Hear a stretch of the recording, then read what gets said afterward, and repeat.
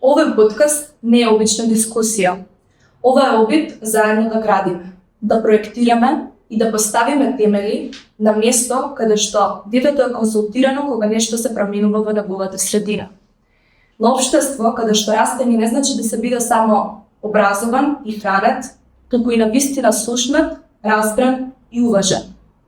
На системи каде што детето има простор за гласно да ја размислува својата иднина. Ова е повеќе од само разговор за децата. Ова е разговор за тоа какви луѓе сме, какво општество сме и какво општество сакаме да станеме. Затоа што архитектурата на детството не се гради само од бетон или од клупи, туку се гради пред се од храброст, од став и од култура да го вклучиме оној кој што ќе живее најдолго во таа иднина. Јас сум Јана Пјокова и денеска со мене се Кристијан Мартинов, Изабела Димков и Михаил Здравковски и заедно ќе дискутираме на некои од овие прашања.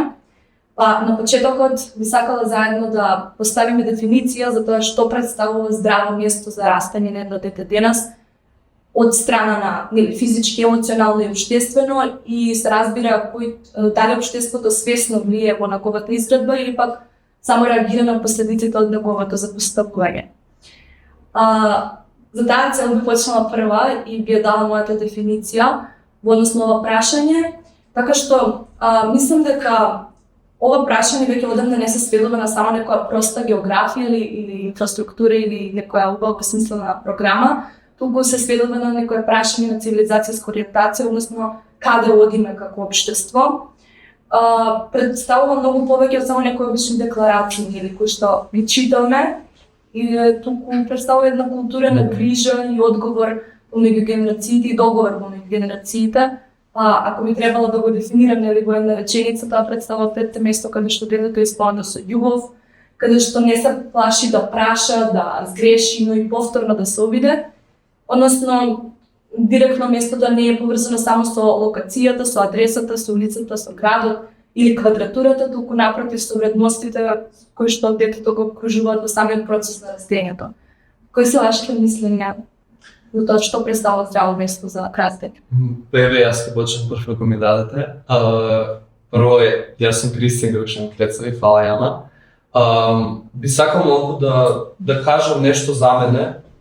Јас сум ученик од гимназијата Кочо Рацин, меѓутоа исто така сум активен член и на повеќе невладени организации и исто така, меѓу другото, сум и член на локалниот младински совет во нашиот град во Велес. И од секогаш го имам тоа мислење дека е многу важно за еден млад човек и во овој случај за дете да биде вклучено во одлуките кои што се донесуваат за него. Сметам дека потребно е за секое едно дете да биде уважено во својата средина каде што живее, тоа да биде секогаш понудено со психолошка поддршка.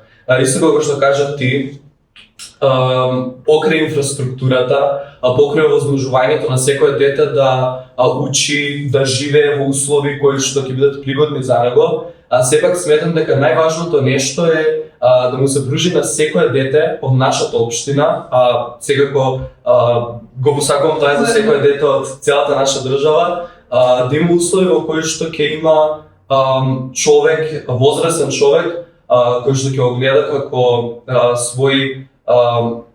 своевиден водач во некои важни животни патишта кои што ќе се соочи како дете. Бидејќи секако ние сите ги имаме поминато тие работи и се уште ги минеме тие работи и сите ние се наоѓаме во ситуации каде што самите како млади луѓе не можеме да одлучиме што е правилното што треба да го направиме.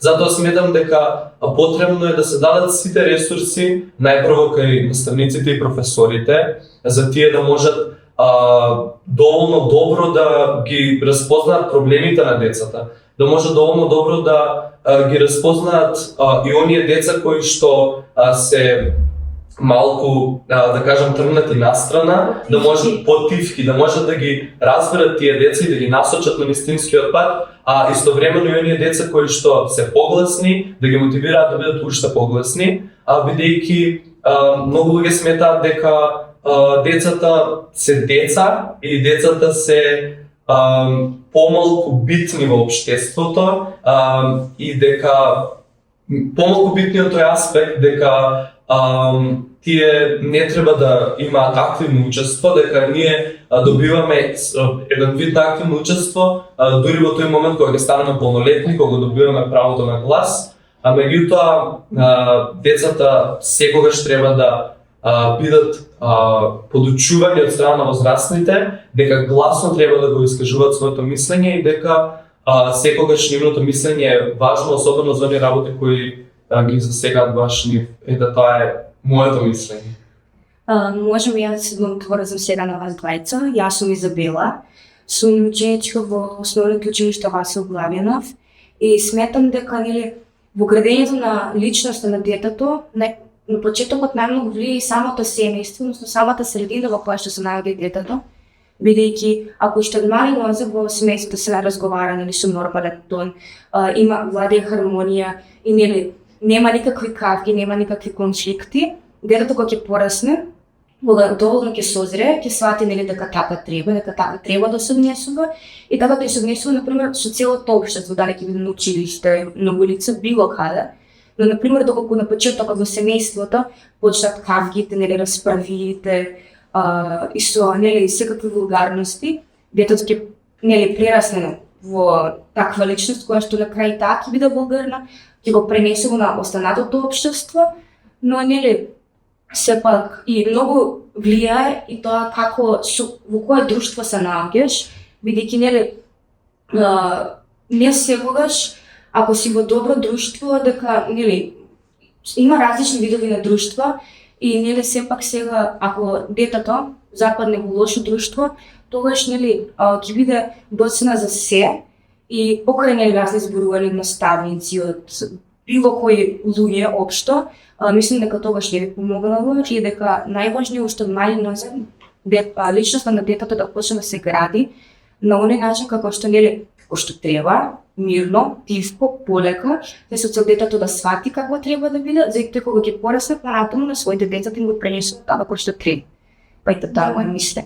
Мислам да врзала во однос на твое мислење дека за изградба на личноста на детето и негде ги имам прочитала дека всушност и самото формирање на личноста се формира дека до 4-та, 5-та, 6-та година. Тоа што го кажа ти и тие се најклучни години во однос на тоа после каква личност ќе произведе одредено семејство пред се понатаму и општество.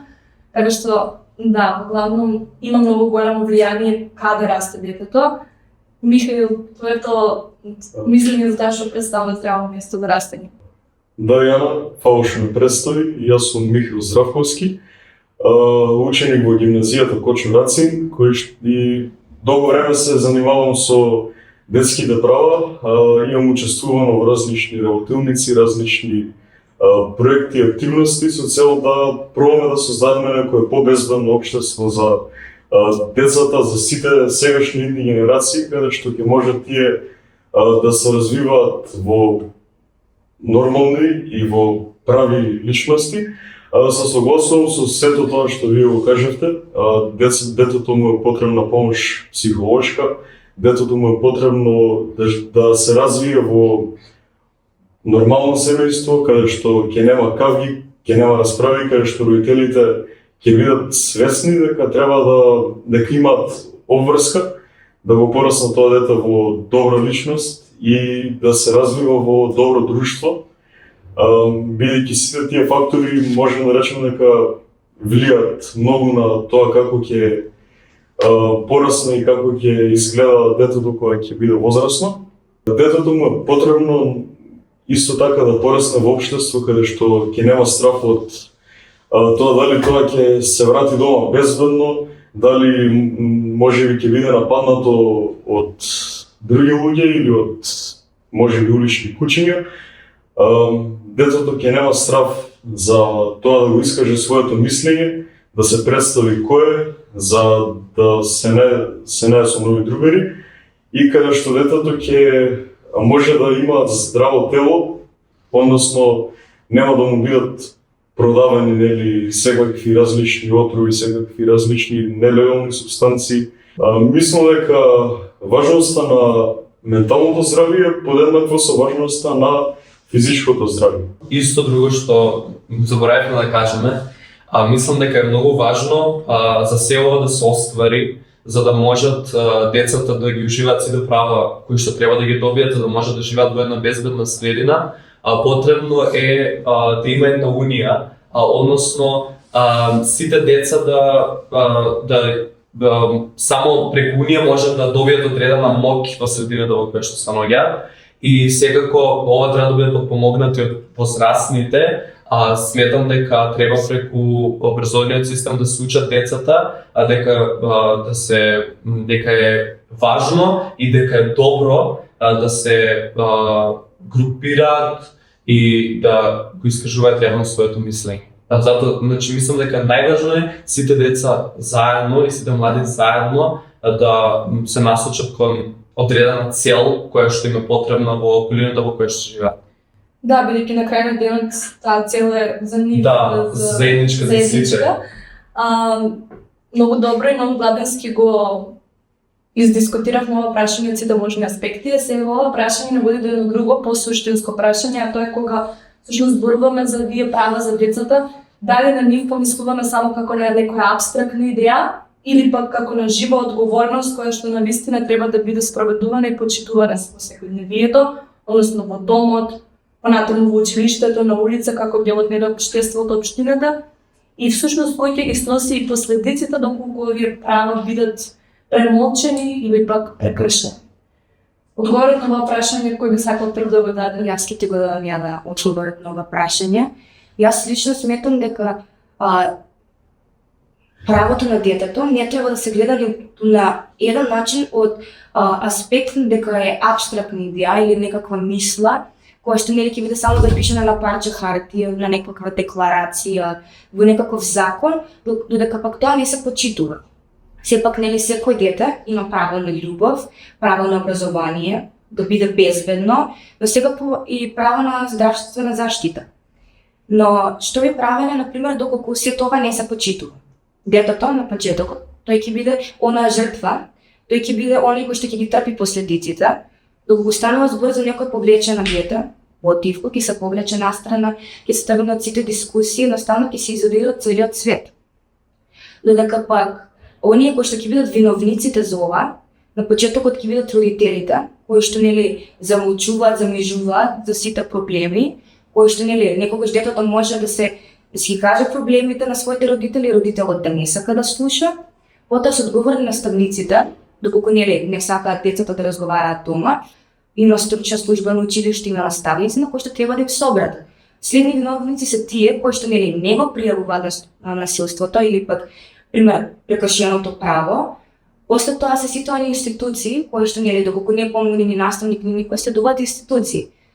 Тие се најмногу видени доколку нели го премолчат тоа, го прекријат и нели продолжат понатаму со животот, а нели детето си останува така изолирано од целиот свет, повредено и нели многу голем дел од овие повлечени деца на крај поради некои насилства кои што им се вршат или пример се изолирани од целиот свет, може да доведат на крај да паднат децата во депресија. И нели од таа депресија многу потешко ќе се излечат. Затоа мислам дека најважно е општеството нели да биде здраво, каде што нели детето ќе сподели, родителот ќе го изслуша, ако родителот нели евентуално не може да му помогне, постојат нели стручна служба, педагози, психолози, каде што нели тие се оние кои што треба да работат со детето, нели да работат со него, а да го правото му е прекршено, да го пријават во оние институции кои што се одговорни за тоа право и после нели тоа што му го прекршил правото да ги сноси последиците. Така доколку нели не би имало како да кажам прекршоци уште во првиот степен во семејството, не би ни стасало тоа до институциите, меѓутоа ако се би функционирало правично, не би имало нели така поддршка. Јас мислам дека дури малку е апсурдно што денес овде во 21 век од 2025 година зборуваме за прекршување на правата на детето, меѓутоа тоа е нашата реалност. Како што каже Михаел, може би малку почнавме да дискутираме за помрачни теми, меѓутоа големи проблеми со кои се соочуваат децата и младите се тие субстанции на кои што голем дел од децата се изложени. Не би рекол дека голем дел, меѓутоа и тој мал дел е многу значаен. Деца зависни. Да. И истото што го спомна Изабела, пак ќе кажам, најважно е возрастните да дадат поддршка за децата. Потребно е институциите да си работат својата работа и потребно е секогаш до крај да бидат истерани сите закони, сите правила и секој дете да си ги добие своите права. Да би го, ако е на правото на детето или пък било каква насилство му се извърши на детето дека е помала, и големи се шансите дека кога ќе порасне, тој ќе не може да се развие во здрава и личност која што ќе размишлява утре и ќе придонесе некои работи за општеството. Исто така имаме многу случаи на булинг. Ова треба да биде дискутирано, ова треба да биде тема на која што постојано ќе се зборува и треба да биде тема на која што за која што луѓето ќе слушнат. Бидејќи сигурно сум дека сите ние тука четворица имаме слушнато за барем еден пример на булинг, а знаеме дека училиштата и сите други луѓе кои што треба да се грижат за ваквите проблеми не се грижат доволно. Затоа сметам дека пак ќе кажам, возрастните се најбитни тука. Од една страна мислам дека и по последно време се прават многу промени во однос на тоа прашање. Еве како пример ќе го наведам проектот кој што беше спроведен во нашето училиште, во гимназијата Кочураци на Бидас. Примерот со работилницата за врснички едукатори, каде што одевме по основните училишта во градот и изборувавме за тоа колку е битно пред се да се превентира таков случај, понатаму доколку се случи да се реагира и да се сруши тој индивидуално пријавник на жртва насилник, меѓутоа и оние кои што пасивно бидат страни ништо не придонесува во однос на тоа прашање. Да, исто и знам дека во нашиот град во Велес во повеќе основни училишта има и мејлови за пријавување на булинг, што мислам дека е секако чекор кон слободна насока, да. Многу ми се допадни примерот во основното училиште Блажи Коневски, каде што јас бев ученик и правобранител до 9-то одделение. Таму има поставено сандаче во кое што децата можат да пријават анонимно булинг. Доколку тие не се чувствуваат доволно спремни, мислат дека она што ќе го кажат кај службата или кај наставниците ќе биде пренесено потоа и со нивното име, знаете. Тие можат анонимно да го напишат сето она што сакаат да го пренесат и да го стават во сандачето. И мислам дека тоа треба да го има во сите училишта, каде што децата нема да го имат страв за да ги за да се пожалат. Да. И би додала дека, како што Изабела кажа на почетокот, правата не се само еден лист хартија, декларација која што треба да се чита на свечени настани, туку тие се пред одлука, како што знаеме, одлуките се донесени за да се почитуваат. И се додека на низ гледаме како подсмевки имаме вакви последици. Примерно, домот треба да биде место каде што детето ќе биде слушано, понатаму училиштето каде што ќе му биде дадена доволната автономија да тоа ги искаже пред своите права, меѓутоа и оно што му треба да се развие во една личност, да има на поддржувачка средина и се разбира општеството како една нишка и спротивно на тоа би било кој ќе ги сноси последиците, нема да ги сноси само детето, туку и целото општество би ги сносела. Затоа што на крај ќе биде неспособно да произведе едни слободоумни граѓани кои што понатаму ќе живеат во тоа општество, а се додека и ги гледаме нив како хартија, повторно ќе кажам, сметам дека и самата приказна околу правата на децата ќе ја гледаме како еден наратив, а не како сериозен проблеми и прашања кои што треба да се телат. Мислам дека во периодот до сега многу кажавме за правата на децата, за што представува здраво место за живот, така што мислам дека би било правото место да викаат запри кога е најдобро, да направиме еден пресек и да продолжиме нашата дискусија во една друга епизода, каде што дополнително ќе зборуваме можеби за повеќе за недостатоците, предностите што можеме да смениме и слично. Така што до тогаш би можеле да напишете во коментари што мислите во однос на овие прашања, понатаму да продолжиме да дискутираме на ова неистрпна тема.